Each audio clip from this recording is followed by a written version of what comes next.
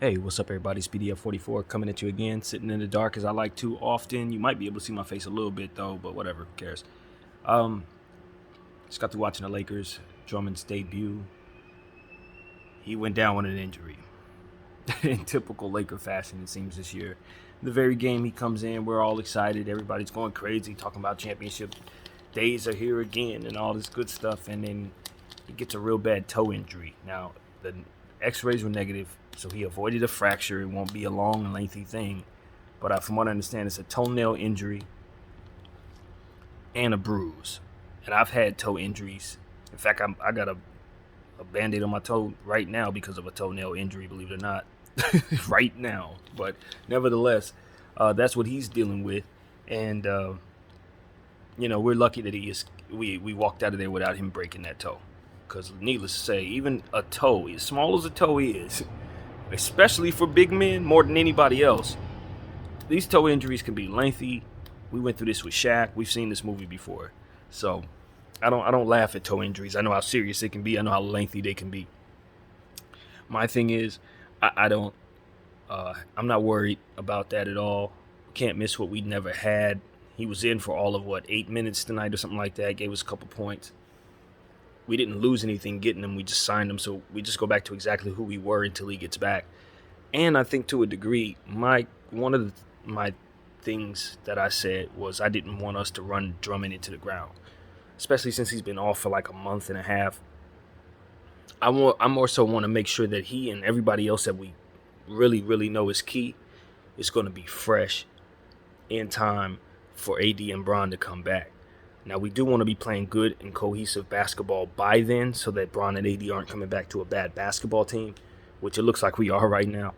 But you can start to see guys are starting to, as I said, figure themselves out without AD and Bron. And, we had pockets at a time that were okay out there tonight. For the most part, we just got outclassed by a real contender who's at full strength in Milwaukee. The one thing that I saw out there besides the injury, obviously, was just how much we need a real traditional point guard on the floor. We miss Rondo bad. It's one of those things where it's like I like Dennis Schroeder. I made a video this morning about what I thought of his decision not to take the contract offer. And for what he is, he's really good. But the problem is he's not a facilitator. Just because a guy can get you 5-6 assists does not mean they know how to run an offense. A lot of times I saw him out there, he was looking for his own shot. He wasn't looking for nobody else. And that's okay when you got LeBron James on the floor, because that's exactly what we need from a point guard with him. But when he's not there to facilitate, you need that point guard to do that job, and he's not able to do it. You see the same thing in Chicago with Kobe White. You saw the same thing with the Clippers all this time without a point guard. It's just one of those things where it's very, very consistent. Teams that don't have a facilitator tend to have issues with, running cohesive plays and just getting the most out of everybody on the roster. I think Boston's kind of going through that a little bit as well. Kemba Walker, I like Kemba, but he's not a facilitator. He's not somebody that orchestrates a floor.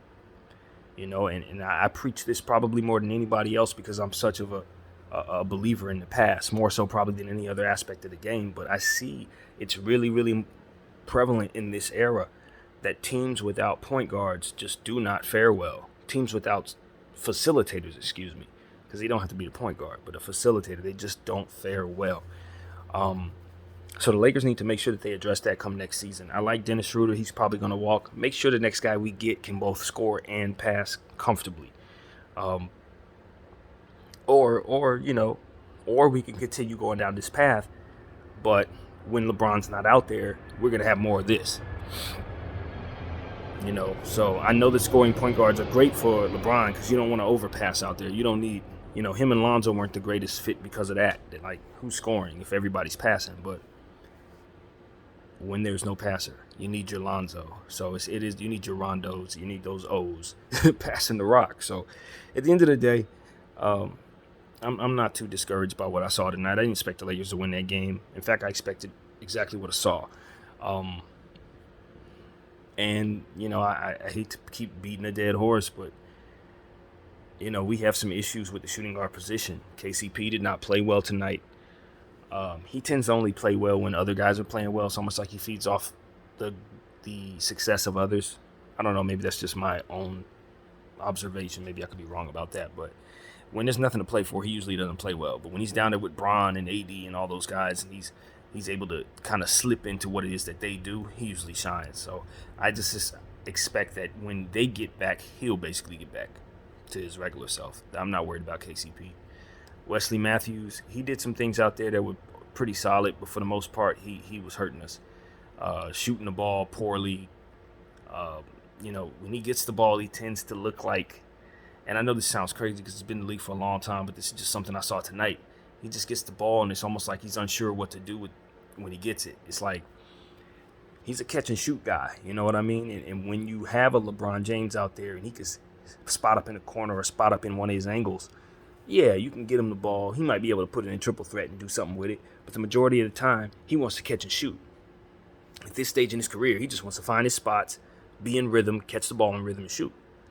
And when you give him the ball in situations like we found him in today, without a point guard, once again, guys trying to make plays up on the fly, a guy like him is going to turn the ball over. A guy like him is going to pick up his dribble early in awkward places on the floor and make people try to come to him to get the ball or try to cut in some weird ways to get the ball. It's just like he's not a dribbler. He doesn't put the ball on the floor very much at this stage in his career. And he looked really, really uncertain. People talk about the bright lights of the Lakers being too much for certain people. I sensed that kind of energy from him in that he was very uncomfortable when he got the ball in certain sequences of the game. And I know he's struggling. We know he's struggling, but it's like, some of this isn't even really on him. He needs, once again, a facilitator to complement him. He's one of those players. Can't really do nothing for himself. Not supposed to be. He's supposed to be catching and shooting. So Lakers need to just do a better job of recognizing these things and putting players on the floor and on the team that can do these things in the event that LeBron James and Anthony Davis aren't out there. I mean, that's just what we've learned. This is an ever-evolving thing that Rob Pelinka is involved in, trying to build a sustainable contender. And I think the lesson that we learned this season is you cannot forego continuity absent of Anthony Davis and LeBron James. You can't forego that. LeBron James is too old and Anthony Davis is too injury prone to play like that. Your team must be able to get along and be cohesive and run plays and have a system that works in terms of like a next man up thing. Because what we are is built around those two solely. And without those two, there is nothing there. Just a bunch of pieces that don't fit, that need those two big stars to make them fit. And that's not how you want to run. You want to be more like a San Antonio, where no matter who's on the floor, or like a Miami, no matter who's on the floor, you're running the same stuff and you're able to because you have the personnel to run it. Triangle offense principles are so important when you don't have a facilitator. That's another thing. It can be done. When you don't have a Jokic, when you don't have a Bron, when you don't have a Chris Paul, you can win a championship, but you just got to play a certain way.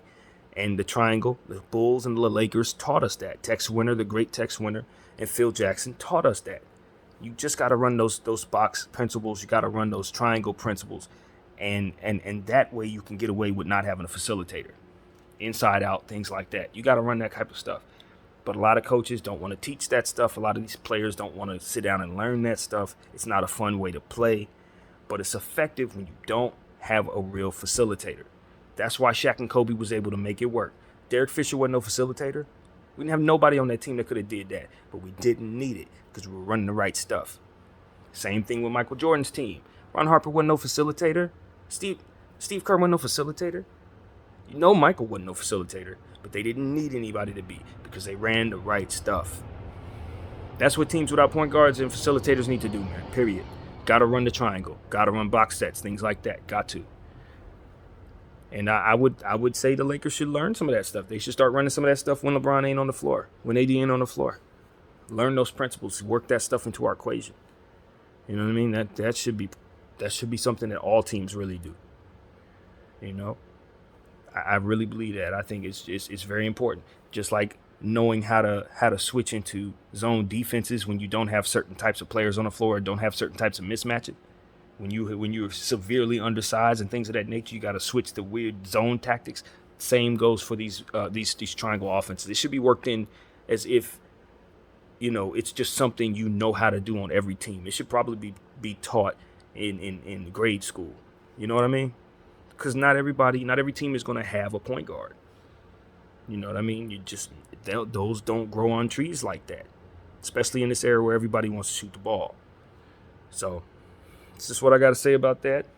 As far as the Lakers, back on them, we're going to continue to lose games. I mean, it's not a secret. We're in a tough stretch right now, and we're undermanned severely, and that's all there is to it. But I don't want guys to rush back. You just got to take your time and work your progressions and let the chips fall where they may. As long as we find ourselves in the playoffs, we believe we can beat anybody. That's the bottom line.